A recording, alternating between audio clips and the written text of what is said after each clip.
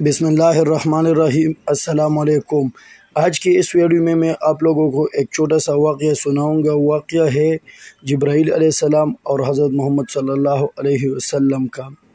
ایک دفعہ حضرت جبرائیل علیہ السلام نبی صلی اللہ علیہ وسلم سے ملنے کے لیے آئے۔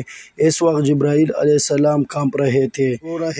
الاف کعبہ کے پاس گئے اور پھر اسے پکڑ کر انہوں نے دعا مانگی، میرے اللہ، میرے سردار، میرے نام کو نہ بدلنا اور میرے جسم کو نہ بدلنا۔ نبی صلی اللہ علیہ وسلم نے پوچھا، جبرائیل آج آپ نے یہ کیا دعا مانگی؟ جواب میں جبرائیل علیہ السلام کہنے لگے، اے اللہ کے نبی صلی اللہ علیہ وسلم، جب سے ہم نے شیطان کو دستکارے ہوئے دیکھا ہے، اس وقت سے دل پر اللہ تعالیٰ کا ایسا خوف ہے کہ میں یہ دعا مانگتا ہوں۔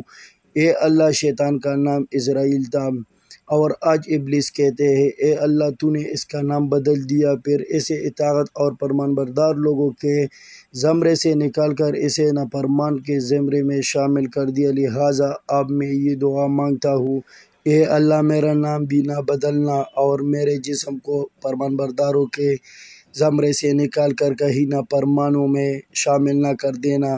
ہم بھی اللہ رب العزت سے دعا مانگے، اے کریمی آقا، آپ کا در پکڑا ہے، آپ مہربانی فرما دیجئے، ہماری حاضری کو قبول کر لیجئے۔ دوسری جانب معروف مذہبی اسکالر مولانا طارق جمیل نے اپنے ایک بیان میں کہا ہے کہ ایک بار اللہ رب العزت نے حضرت جبرائیل علیہ السلام سے کہا کہ ذرا جنت میں جاؤ۔ حضرت جبرائیل علیہ السلام جنت میں گئے اور نور کی ایک چمک اٹھی اور جبرائیل علیہ السلام دھڑام سے نیچے گر گئے۔ اتنا نور تھا کہ جبرائیل علیہ السلام جیسا اتنا بڑا فرشتہ سجدے میں گر گیا اور کہنے لگا کہ اللہ کا نور نظر آ گیا، اس کی ایک جھلک دیکھ لی۔ سجدے میں گئے تو آواز آئی کہ اے وحی کو اٹھانے والے، سر اٹھا۔ جب لڑکی نے سر اٹھایا تو ایک لڑکی مسکرا رہی تھی، اس کے چہرے اور دانتوں سے نور اٹھ رہا تھا۔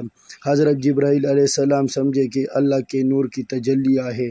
حضرت جبرائیل علیہ السلام حیران ہو کر کہنے لگے، سبحان الخالق، قربان جاؤ اس کے بنانے والے پر، اللہ خود کتنا حسین ہوگا۔ پھر وہ لڑکی حضرت جبرائیل علیہ السلام سے کہنے لگی کہ تمہیں پتہ ہے کہ میں کس کی ہوں؟ حضرت جبرائیل علیہ السلام نے کہا کہ نہیں۔ لڑکی کہنے لگی کہ میں اور میری جیسی بہت ساریاں اس کے لیے ہے جو دنیا میں باز اور نیک تھے۔ حضرت مولانا طارق جمیل نے کہا کہ جنت میں ایک نہر ہے بیداخ، اس نہر میں مشک، عنبر، کافور اور زعفران مل کر چلتے ہیں۔ وہ نہر موتیوں سے ڈھکی ہوئی ہے۔ جب اللہ تعالیٰ حور کو پیدا کرنے کا ارادہ فرماتا ہے تو تجلی پڑتی ہے اور ایک حور کامل مکمل لباس کے ساتھ باہر آ جاتی ہے۔